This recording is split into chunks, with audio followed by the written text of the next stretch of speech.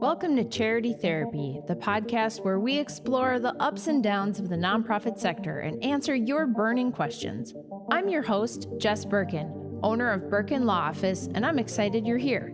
Imagine hanging out with me and my super smart, funny nonprofit expert pals. You get to ask them anything about your nitty-gritty nonprofit life and get their wisdom for free. Whether you're a seasoned pro or just strapping on your nonprofit boots, we're here to share stories and remind you you're not alone on this journey. So get ready to join the conversation and bring me the tough questions. I ain't scared. Ready to rock? Let's dive in.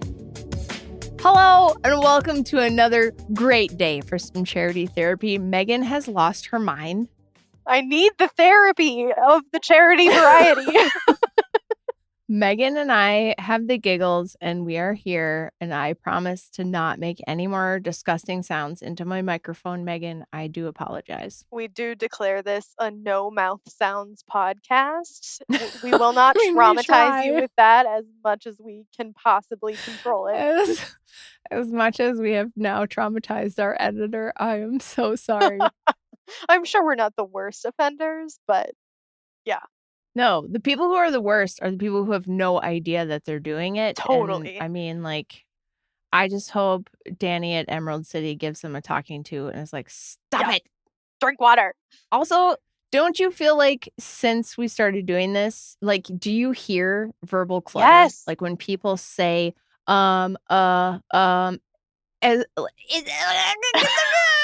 Exactly. Exactly. When people don't care enough to edit that stuff out of their podcasts, and some of the people have like big podcasts and they have a lot of that, I just get pissed. Jess's standards have become very high. I don't want to listen to it.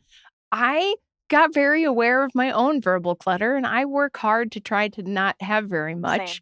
And then I hope that our editor will remove it when I have it in a bad way.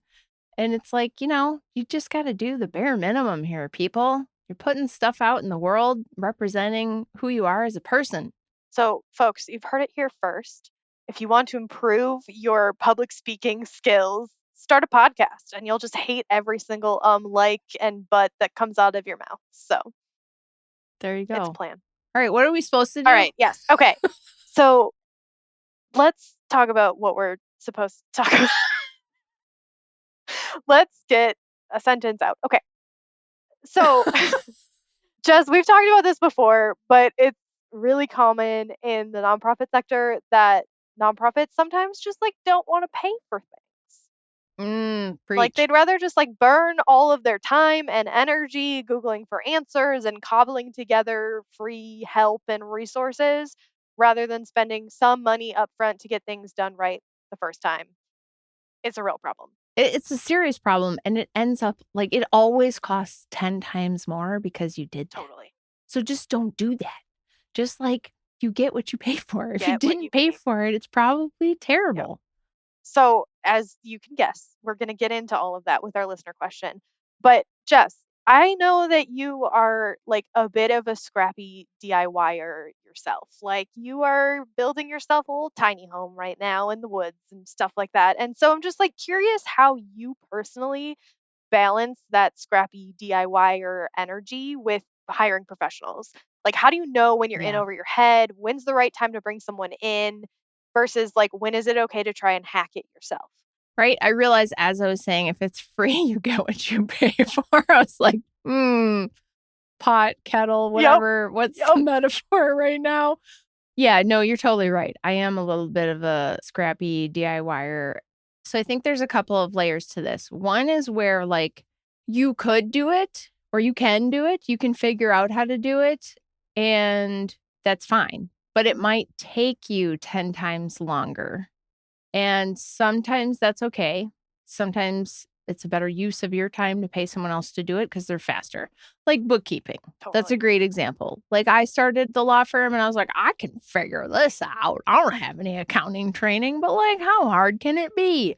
And I discovered pretty quickly that I could do it, but I had no clue all the mistakes I was probably making. And it took me a really long time. And I ended up delegating and hiring a bookkeeper, and like she did it in like 5 minutes. What took me 5 hours was like 5 minutes for her. So sometimes it's just like, this isn't worth, like the juice isn't worth the squeeze or whatever. Like it's just going to be so much work. The other side is I just should not be doing this. Yeah. And sometimes I start doing something and at some point in the process becomes fairly apparent that I don't know what the F I'm doing. Yep. And I probably need to call a professional. And so I think when you have that, like, kind of roll up your sleeves DIYer mentality, you got to also like stay in tune to like, I'm a little in over my head here and I need to let this go to a pro because I might actually like hurt myself, like running electrical or plumbing. I'm probably not going to do that myself because I don't want to electrocute myself. Exactly. Yeah, it's like you have to take that step back to say, like, okay, what are the pros and cons of me doing this versus me hiring someone? And sure, having to pay a bill is a con, but so is electrocuting yourself or losing your tax exempt status as a nonprofit. You have to be able to weigh all of the things. And if you don't know what all the potential pros and cons are, that's probably a good indication that you either need to get more information or hire someone who does know. Because if you don't know what you don't know, that's also a dangerous place to be in when you're Yes, DIYing. big time. Yep. All right. So I've got a question that speaks to all of these things. So let's just jump in. Listener writes in and says, I'm on the board of a small nonprofit and I've been tasked with drafting us a set of bylaws. The founder had one they found online years ago, but we haven't ever really used them. I'm having trouble finding a copy and paste bylaws source that's truly free and works for any kind of nonprofit. This has to exist, right? No, It doesn't. It doesn't exist. no, that is a magical unicorn. That is a magical unicorn that does not exist. Okay, like there's things here. So copy and paste bylaw source. First of all, there's no one ring to rule them all. This ain't the Hobbit, right? And by the way, those rings were freaking evil. So just bear that in mind, my travelers in this nonprofit fellowship. Uh-oh, I'm going off the rails. There is not one copy paste solution for bylaws because every state has a different nonprofit corporate statute, number one. Two, there are a gajillion types of nonprofits. So you have voting member nonprofits, you have non-voting member nonprofits, you have hybrid nonprofits where some members have a vote and some members don't have a vote. You have churches that are often, like in our state, those can be incorporated under the church statute or under the nonprofit statute. You have associations that have very complex member requirements and blah, blah, blah, blah, blah. You have garden variety little 501c3 board only. I mean, there's just no one thing. There's no one thing because it depends on who you are, where you are, what rules apply to you, and what your governance structure is going to look like. So I'm sorry, but like this is not a thing you can just copy and paste. We have a DIY solution that comes like as close as I think that you could get, but it's still going to require customization once it pops out of the DIY app. Like there are just some things, especially if you have members, that like you're not going to be able to handle. Yep. There's like 8 fire trucks going by right now, by the way. So I do apologize if everyone is just like, Jess is being arrested. They're coming. Yeah. I feel like this They're coming question for me. is just like a classic you don't know what you don't know situation. Because Yes. I understand where this person is coming from. They're like, oh, I Yes. need a document to tell us how to govern the nonprofit. That must just be a pretty standard process. Like there's a right way to do this and a wrong way to do this. So I'm just going to find the right way to do this. There's a ton of information on the internet. Surely I can just go get it. It's a totally understandable instinct. You just don't know the level of mess you're walking into by trying to do it that way. I hope by Googling around, you are able to find some information to let you know what you don't know in this situation. Yeah. Hopefully it's this episode or any number of other things that we have put out to address the because we're a nonprofit. Well, Well, why should that apply to us? Because we're just a nonprofit. We're just a nonprofit. It's just so simple. I am so sorry, but a nonprofit has more in common with a Fortune 500 company than a lemonade stand, no matter how small you are. So there's just not one right way. Yeah. There just isn't. And I feel like there's also an instinct that the bylaws should be easy or can be a backburnered topic because it's not filed, right? So it's like you file the articles with your state, file your tax exempt status application, you file your 990s. Like these are all things that government agencies are going to look at. And Yeah. because the bylaws are an internal document, I think there's always an instinct of like, well, it doesn't matter to anybody but us and we can just figure it out. And frankly, if you're not using them at all, Yeah, you might as well not have them in the first place. No. maybe it just feels like it's not that important. But like kind of back to the whole, how do I know when I can DIY and when I can't? What I think you're getting at here is that people discount how important this document is. This is the document that like should explain at a high level how you run your entire organization, not like down to the frontline staff policy and procedure, but like who's on our board? How do they get there? How do we get rid of them if we don't like them? Who are our members? What rights do they have? Like these are big, important things. This is a plumbing, electrical, don't kill yourself, don't flood your basement versus I'm going to stick some insulation between two rafters and call it a day. It's probably fine. Like this is not a meh, I can watch a YouTube video. This is like, you really need to understand the law, best practices, how you org theory and development. Like, you need to know a lot about a lot of nonprofit things to make bylaws that are going to work for you and not get electrocuted, to just keep that metaphor going. Yep. I mean, so many clients come to us and are like, this big, hairy, scary problem is happening. And it's like, well, your bylaws should address this as giving you a way to like deal with this board member or giving you a way to deal with this member, but they don't. So now we have to go to the state statute because that's what these people should be following if they're not following any bylaws. And I'm guessing they're not pulling up the state statute at their board meetings to figure out how life works for them. In a lot of ways, it doesn't feel intuitive that some of the things that the bylaws tells you to do and that the state statute tells you to do, it doesn't feel like it should be dictated by statute.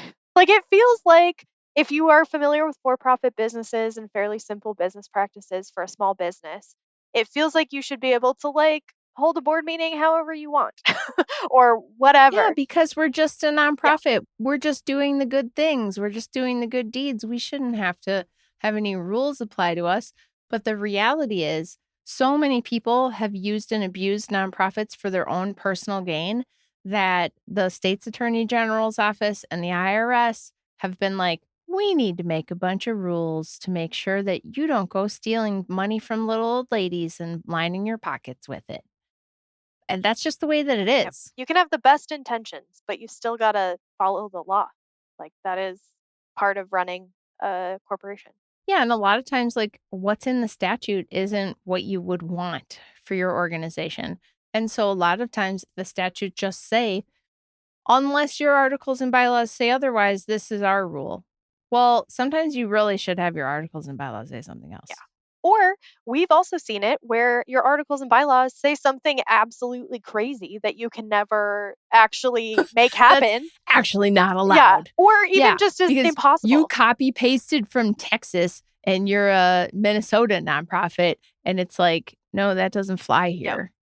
So that's the danger of going out on the internet and finding something and just copy and pasting it. If it's a conflicts policy, probably fine. But if it's your bylaws, it's probably not fine. Yeah. Gotta have a solid document to start with. The articles and bylaws are considered your foundational documents for a reason. They are foundational to how you run the organization. And sure, you can have certain support beams that get a little messy sometimes, but you don't want the foundation crumbling because apparently all we are builder metaphors today. But yeah, we have construction on the brain. I don't know why. Considering my failure to hang a shelf last week, I am the last person that should say anything about any of this. Like Lexi and I decided that we were going to teach you some tool basics. I appreciate that. Yeah. Yeah. I do now have drill bits for the drill that I bought, so I'm excited. Atta girl. Progress. Well, what do we have for takeaways here, Yeah. Megan? I have a couple. First of all, DIYing is not always bad, but it is important to consider all of the pros and cons that come with doing something on your own versus hiring a professional. And it's, especially in the nonprofit world, so easy to get into a mess that you didn't even know existed because you did not know what you did not know in the situation. So if you are working on big stuff for your nonprofit or really anything for your nonprofit, don't assume you know everything that you need to know going into this. Do your research, talk to other professionals, get a good lay of the land before you make any decisions about how to move forward, DIY or not. So that's one. Another is nonprofits are complicated, and you should probably consider it part of the process of running a nonprofit that you're going to need to hire help. It is not something that is easy because you're trying to do something good. You got to be able to pay for the services you need in order to pursue your mission successfully. Yeah. And then the last one I have is about bylaws specifically, that this is a very important document. And just because it is not filed with the state or with the IRS doesn't mean that you shouldn't pay attention to it. A good set of bylaws can make your life so much easier, and a bad set of bylaws can make your life a lot harder. So when you are considering where you need to put resources towards a solid set of bylaws is an important one. Yep. It's like, maybe the construction metaphor doesn't work for everybody, but most people know someone who's divorced. It's your divorce decree. That thing is going to control a lot about your life and how it works, like with your kids and stuff. So, like, you need to have that thing be well crafted. So maybe that one works. If people are like, electrical, I don't know what you're talking about. If you don't know what you're talking about, that's a good reason to hire a professional. Yeah. And I will just put in a plug for like, not everybody can afford to like go hire a lawyer in their town. So Totally. It's okay to do some DIY. Like our toolkit subscription is you get the stuff and you get office hours with a lawyer, even if I'm not your lawyer. So like you can find help that's good for you. If you have a council of nonprofits chapter in your state, that is help that you might be able to access. Like you need some kind of help. And there are lots of places that you can get training and information. It doesn't have to be hiring a lawyer. Correct. All right. Well, folks, if you enjoyed this episode, if you have a bylaws question, tell us about it. Give this episode to your friend who has lost their bylaws and isn't even using them anymore. Rate, review, subscribe on your podcast app. It really does help us out. If you want to share a story about how your bylaws maybe cause something to go haywire, we would love to hear it. Get in touch, charitytherapy.show. All right. Thanks for listening. Bye.